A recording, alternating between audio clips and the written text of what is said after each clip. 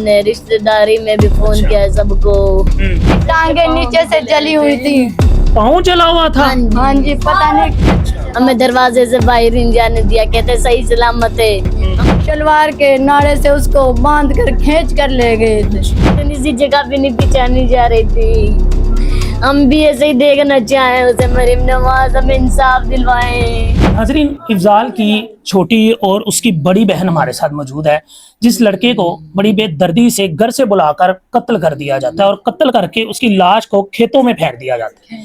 Police अपनी कार्रवाई कर रही है, लेकिन असल मुजरिम, असल कातिल अभी तक अरेस्ट नहीं है। उसकी छोटी बहन, बड़ी बहन हमारे साथ मौजूद है, बाकी की मजीद बात इनसे करते हैं। बेटा, आप छोटे हो उससे? हाँ जी। कहाँ गया भाई? भाई दूध रखे गए, दोबारा नहीं आया। घर से किसी ने आवाज दी, बुलाया किसी ने? किसी ने भी नहीं बुलाया। हम नमाज पढ़ रहे थे, हमें पता ही नहीं किसी ने बुलाया नहीं। हम रोजा इफ्तार करके नमाज पढ़ रहे थे। वो दोबारा आया ही नहीं वापस।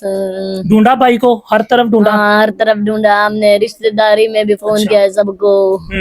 सारे ढूंढा इतने गांव में, लेकिन ये इस तरफ नहीं गए। हमें ये उम्मीद है ही नहीं थी हमारा भाई के साथ ऐसा हो जाएगा। किसने बताया आके कि आपका बेटा या आपका भाई वहां पे पड़ा है?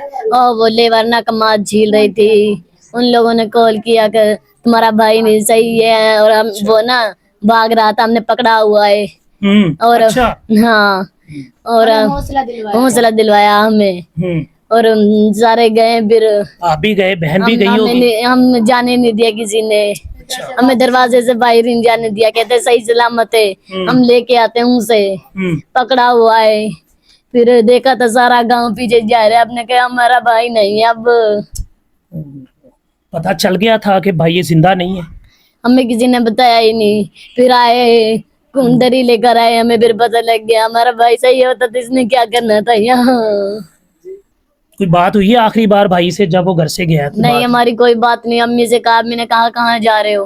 कहता अम्मी दुकान पे जा रहा हूँ मैं। कब निकला है, सुबह या शाम को? शाम को रोजा इफ्तार करके। अच्छा, रोजा इफ्तार करके निकला है? रोजा इफ्तार करके नमाज पढ़ के फिर गया हमारा भाई। अब तक नहीं आया। क्या हालत थी जब मिला है? आपने देखा, घर लेके आए उसकी लाश को? हमें मोबाइल में देखा था, जहाँ हमने इतना इंतजार किया हमारा भाई आ रहा है। थोड़ा सा देखा था, मैंने कहा ये मेरा भाई नहीं है। इतनी सी जगह भी नहीं पहचानी जा रही थी। हम भी ऐसे ही देखना चाहें उसे, मरीम नवाज हमें इंसाफ दिलवाएं। चेहरा ठीक था भाई का? नहीं, चेहरा देखने के काबिल ही नहीं था। क्या किया था चेहरे पे? जिन लोगों ने पता नहीं नाल गोटी, काला हो गया उसका मुंह। अच्छा, मुंह बिल्कुल काला था? हाँ, मैंने इतना सा देखा, मैंने कहा ये मेरा भाई नहीं है। मैंने देखा नहीं, दोबारा दिखाया भी नहीं हमें। हमने देखा था भाई को? भाई नहीं दिखाया। भाई आया तब सारे दिन इंतजार किया कि भाई अब तो घर आएगा। बहन ढूंढती होगी जब नहीं घर से गया?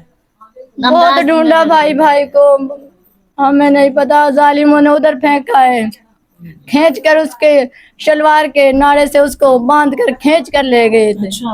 उसके पास उस वक्त शलवार भी मौजूद नहीं थी। जब उसकी लाश मिली है शलवार नहीं थी? भाई ने देखा, भाई ने जाकर उसके ऊपर चादर डाली थी। किस तरह बताएं भाई? क्या समझते हैं किसने कत्ल कर दिया ऐसे? भाई जब हमारी किसी से दुश्मनाई नहीं थी, हम किस तरह जिस जगह से, जिस कमरे के पीछे से उसको खींच कर लेकर गए थे। अच्छा। तो उन्होंने ही किया होगा ना, जिस कमरे में जहाँ जिसके बाहर खून लगे थे उसको फिर खींच कर लेकर गए थे उधर। अच्छा, खेतों के पास बताया ये जा रहा है कि कमरा था, कमरे के बाहर से ब्लड मिला आपको? अंदर भी था, अंदर भी था ब्लड, अंदर भी था। अब वो बंदा अरेस्ट है, पुलिस कार्रवाई कर रही है? वो तो पकड़ा हुआ है उधर। पकड़ा हुआ? मान गया कि मैंने इसको मारा है? नहीं, ये हमें नहीं पता। माना है नहीं माना, क्या कहा उसने? पुलिस साथ दे रही है? आप समझती हैं कि पुलिस इंसाफ करेगी? पुलिस आ रही है, सारी रात इधर ही रहती है, लेकर जाती है, पकड़ कर लेकर जाती है। उनसे पूछती है लेकिन छोड़ देती है। हमें कोई नहीं पता चल रहा कि हमें कोई इंसाफ का नहीं। भाई को किसने मार दिया, कैसे मार दिया, नहीं पता चल रहा। नहीं चल रहा, वो पकड़े तो पकड़ भी सकती है। अच्छा, अगर पता चलता है कि इस बंदे ने हमारे भाई को मारा है तो उसका क्या हाल होना चाहिए? जिस तरह हमारे भाई का हाल था उससे बुरा ही हो सकता है उसका। तड़पा तड़पा कर मारा जाए सबके सामने, फांसी दी। फांसी तो दी लग जाए। जाती है उसे, इस तरह तो नहीं ना। उसको फिर फांसी तो लग जाती है, 1 मिनट में वो चला जाता है, इस तरह नहीं। हमारा भाई तो कितनी देर तड़पा होगा। उसने कितना पुकारा लेकिन कोई नहीं पहुंच सका उसके पास। जालिम ही जालिम थे उधर। पाँव जला हुआ था, गले पे उसके नाड़े का निशान था, गले पे उसका नाड़े का गुजारिश निशान। करते हैं कि मरियम नवाज हमें इंसाफ, मरियम नवाज देगी मरियम नवाज इंसाफ? यकीन है? इंशाल्लाह यकीन है। कहें फिर उसको कि आप इंसाफ दे, आपके भाई के कातिल को ऐसी सजा मिलनी चाहिए जैसे कि आपके भाई को मारा गया। मरियम नवाज, मैं आपसे कहती हूँ जिस तरह मेरे भाई के साथ किया गया उससे भी ज्यादा जुल्म उस जालिम के साथ किया जाए जिसने हमारे मासूम भाई को इस तरह मारा।